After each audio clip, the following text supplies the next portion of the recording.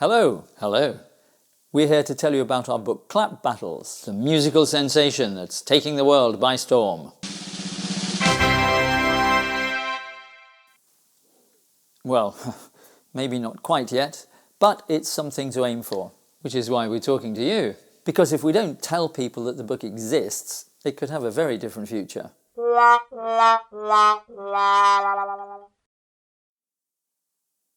And that would be a great shame, because it's actually a really good book that helps you develop crucial musical skills while having fun.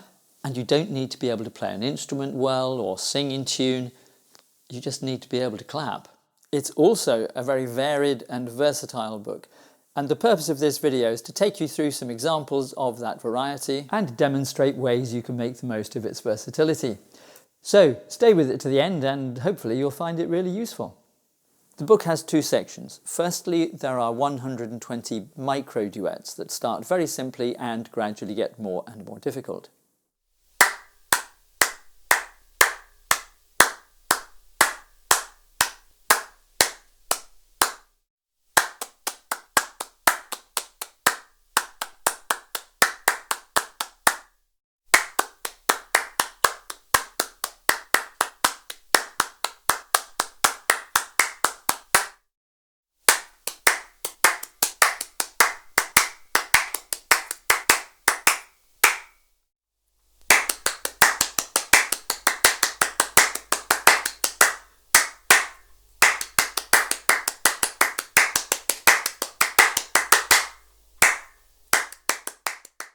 Then there are 18 performance pieces.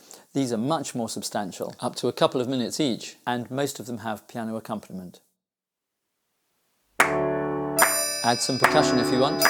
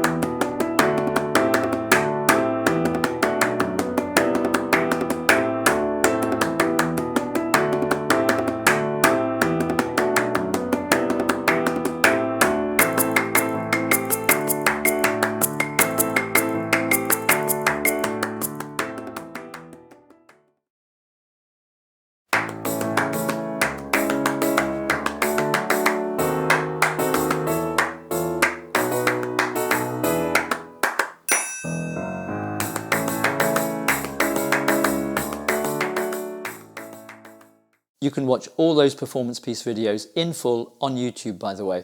Just search for Clap Battles performance pieces. The four that don't have piano accompaniment go under the collective title Wombat rules. Although individually they also mention emus, wallabies, bandicoots, koalas, echidnas, kangaroos and platypuses. Platypi? What makes them different from the other performance pieces is that instead of reading your way through the music from beginning to end, you study the first two bars, work out how the words fit the rhythm. I am a wombat and not a silly emu. Then you and your clapping partner memorize that rhythm and keep saying the words in your head while you clap the rhythm over and over again. Except every time the phrase repeats, clapper B adds a crotchet rest.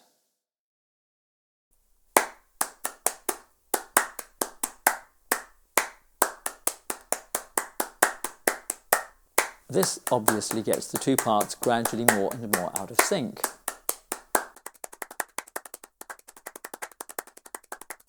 Eventually, they get so out of sync that they end up together again.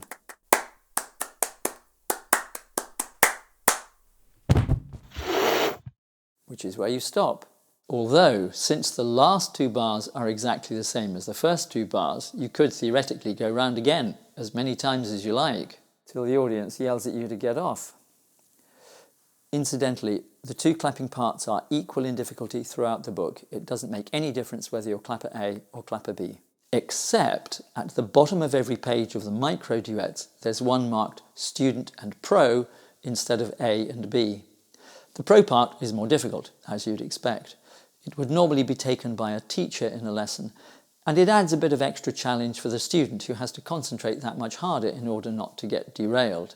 But although teachers will use the Micro Duets in one-to-one lessons with the pupil, these Student Pro Duets would also be good for when you have two pupils at different levels. And if you wanted more duets with that mixture of easy and tricky, you could create more simply by blending one part from an easy duet with one part from a trickier duet. Say the clapper A part from number 7 and the clapper B part from number 87, or the clapper A part from number 87, or the pro part from number 84, whatever you fancy. What this means effectively is that there are actually far more than 120 micro duets. Although there are 120 printed micro duets, you could potentially create thousands simply by mixing and matching.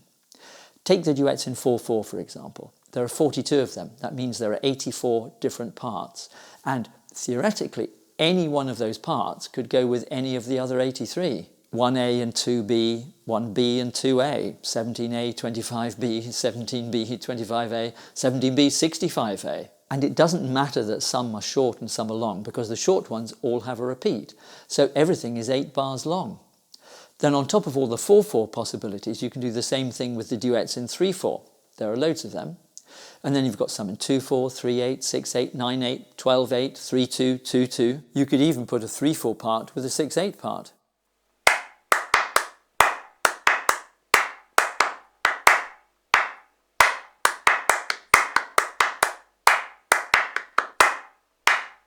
Obviously, for this to work, everyone would have to have their own book. And that's not a shameless marketing ploy. It just makes perfect sense. Just a couple more things, then you can all go and do something else, like watch some performance piece videos. But before you do, we want to say a little bit more about the book's versatility. First of all, we've talked about teachers working with pupils, but there's no reason why two pupils shouldn't get together and go through some duets on their own. And then, although these are called duets, suggesting just two performers, you could equally well have several clappers to each part.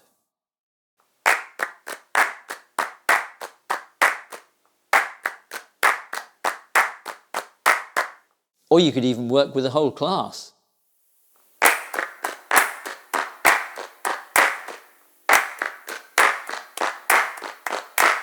And how about having 3 different parts? Create a trio.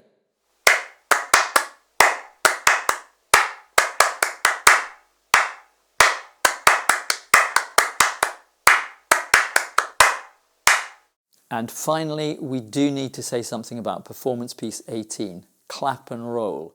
It does have piano accompaniment, but it also involves a certain amount of body percussion and interaction with your partner, like this. 1, 2, 1, 2, 3, 4.